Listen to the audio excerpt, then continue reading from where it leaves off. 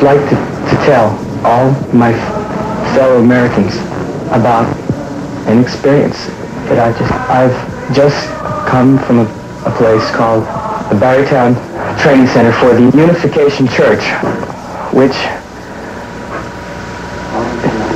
breaks the spirit,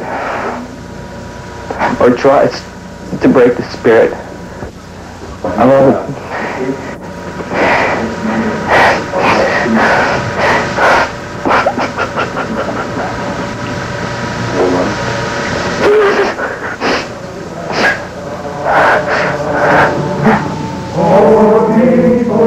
This is the Barrytown, New York Training Center of the Unification Church.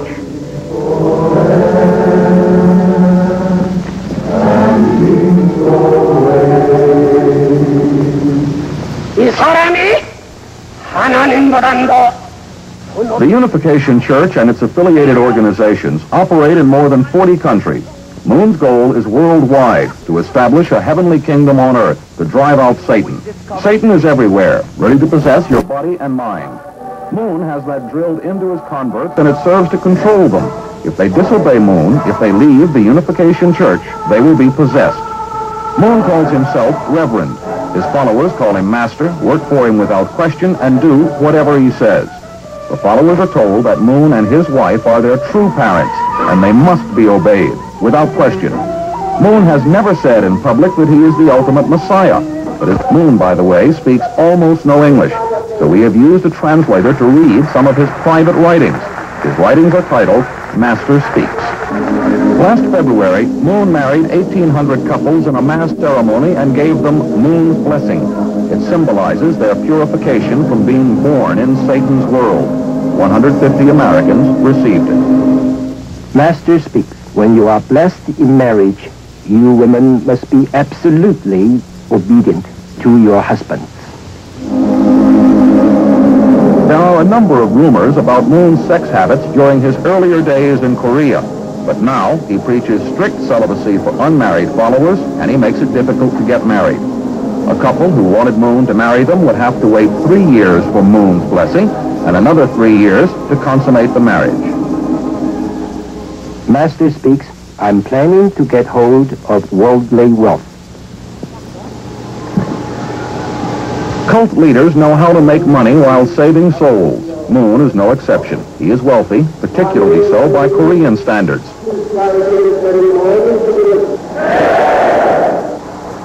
He says his several businesses and factories in Korea are worth about $15 million. Moon's followers are employed in them for relatively good wages.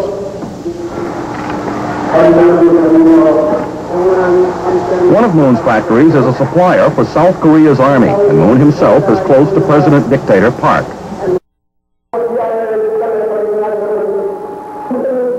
In America, devoted Moonies work the streets, selling products for the profit of the Unification Church.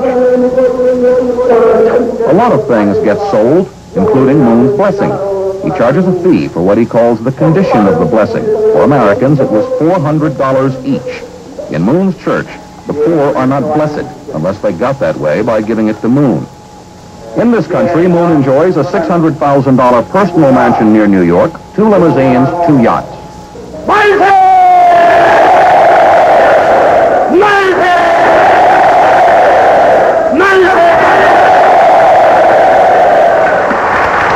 For his followers, Moon can do no wrong. He acts on God's authority. He has told them so.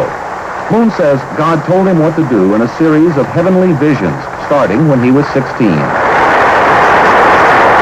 Master speaks, Satan is everywhere, and you are vulnerable to his attack.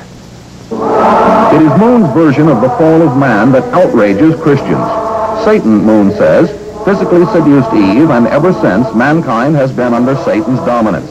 Christ was sent to earth to marry and have perfect children, but Satan won that round as well, so the job must be done by a new Messiah. At Barrytown Training Center, 100 miles from New York, the divine principle is drummed into followers 18 to 20 hours a day. Good versus evil, God against Satan, over and over and over. Arlene Reber of Queens, New York, spent 10 days at Barrytown and never had an idle moment. Every minute of the day is planned, well planned, from like 6:30, 12:30, 1 o'clock at night. Every minute. There is no free time. Neil Salonen, president of the Unification Church of America, believes commitment is important.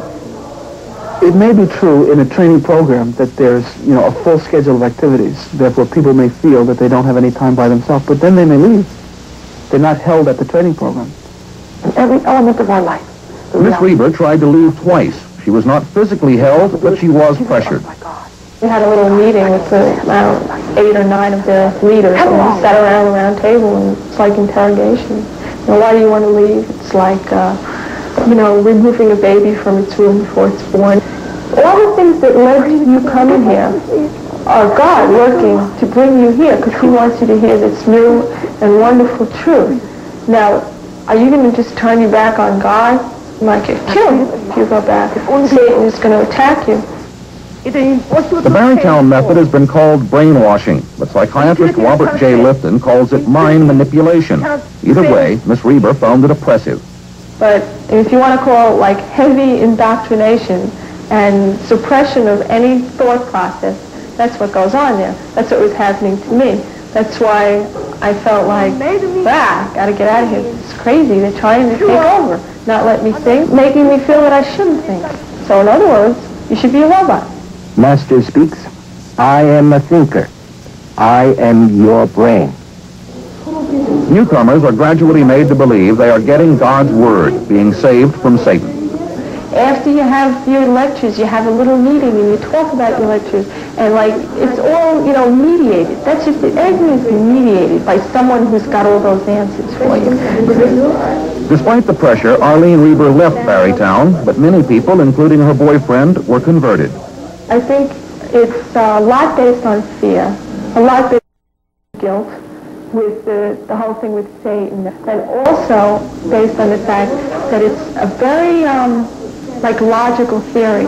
We really have answers for just about everything. Master speaks, every political and economic situation in every field can be solved based on the divine principle. The longer the stay, the heavier the indoctrination into Moon's plans. Master speaks, our strategy is to be united into one with ourselves, and with that as the bullet, we can smash the whole world.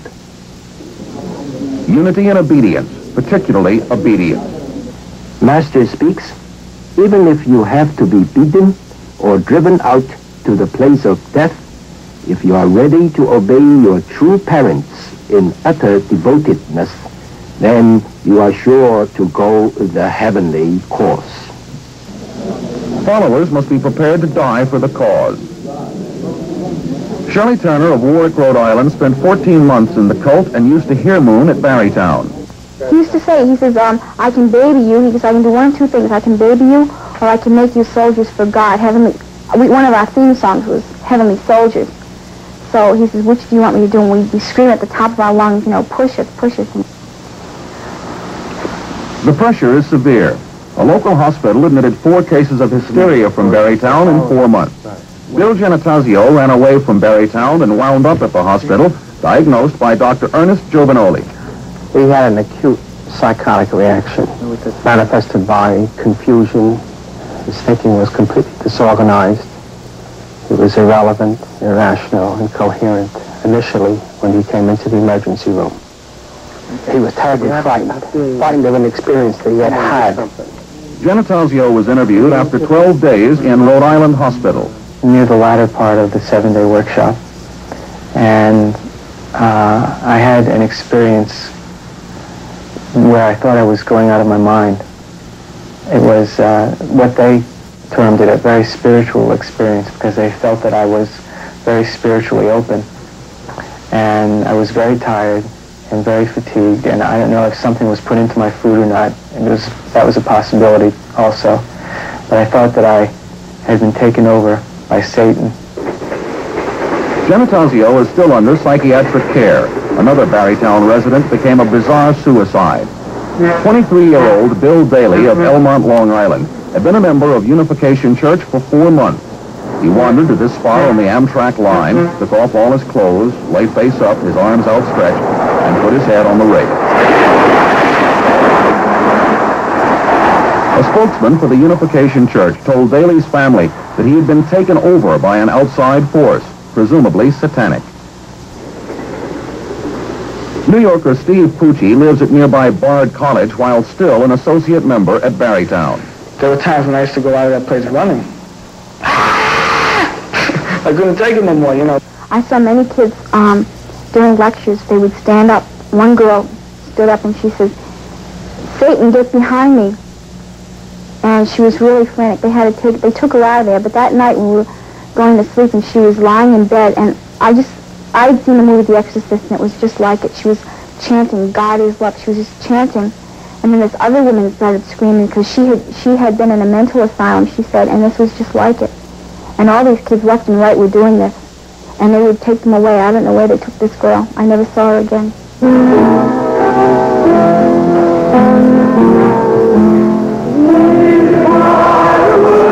We have no evidence that drugs are used for mind control purposes at Barrytown. Also, there is a consensus that people are not physically held at Barrytown against their will. However, one member did say that people had been held if possessed by spirits, and that a Korean woman at the center has the power to determine who is possessed and who is not.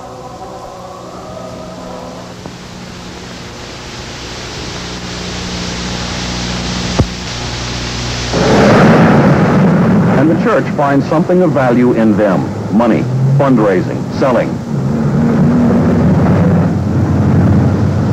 Outside the training centers, they travel and live together and work 18 to 20 hours a day. Working with Unification Church. Oh, I'm with it. It's actually a Christian youth called Unification Church.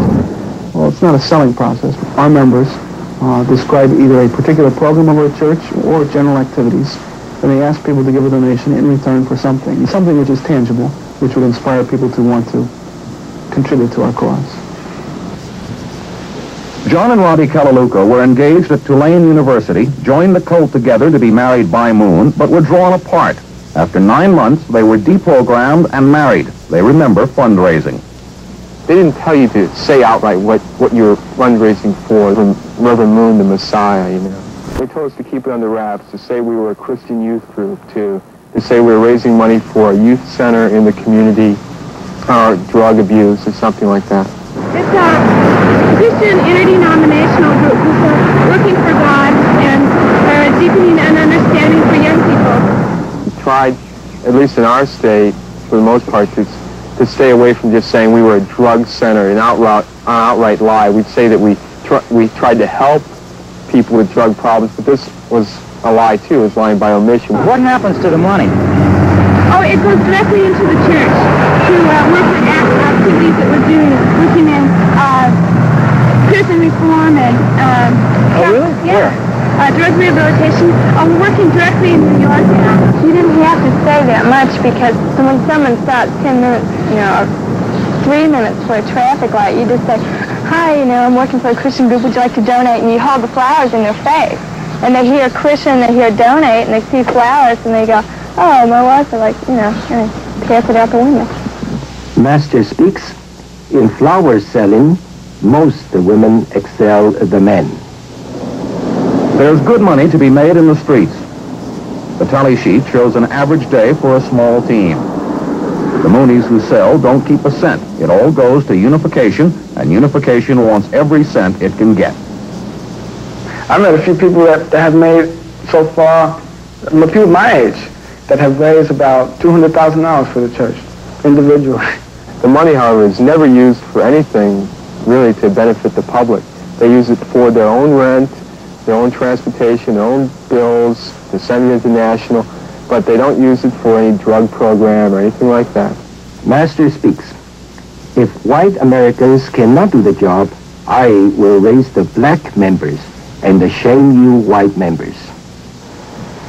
At Essex County, New Jersey Prison for Women, Unification pays inmates 35 cents for each granarium they make. The granariums are then sold on the street for as much as $5. Unification says it hopes to build a center near the jail to offer released inmates a home. and presumably convert them. Other converts, like Margaret Finger of Larned, Kansas, often gave their own money. I did give them money that I was supposed to be using for my college education. There was a certain degree of pressure because it was like, we don't have any money, you know, and you have this money in the bank. Because we're so believing in the purpose of the group, we're willing to give them anything that they ask. Master speaks. Every one of you should have at least 3 spiritual children of your own who would be ready and willing to die with you. So the creation is sad, and God is sad. Spiritual children, converts, can be found on the street. So when Moonies aren't making money, they try to make converts. On city streets, it's a team operation. Some to spread the gospel according to Moon, others to latch on to anyone who stops to listen. We can liberate man's heart from his grief and sorrow. They want to get passers-by into a quiet conversation, then a lecture. It's gentle.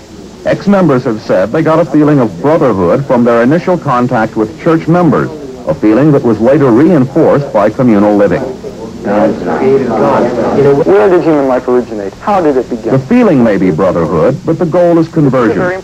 The lecturers need spiritual children to win high marks from the master. If you can be talked into it, the next stop could be the Barrytown Training Center.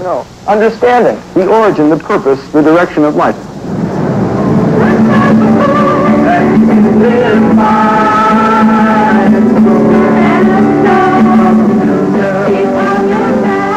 Many of the converts come from college campuses.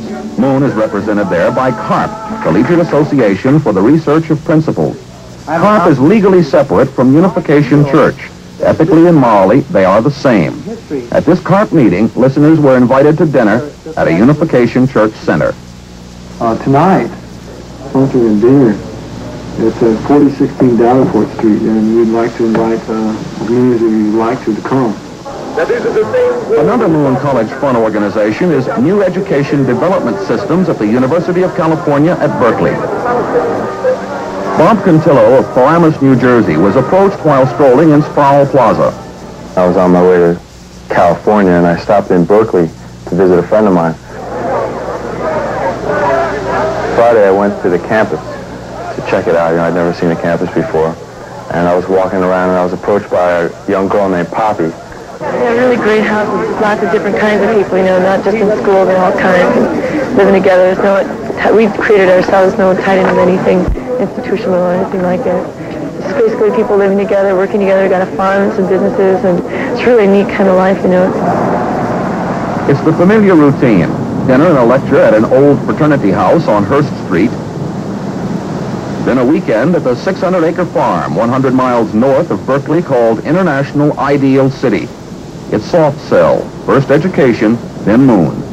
It was about a month and a half before I heard any mention of Reverend Moon and or Unification Church.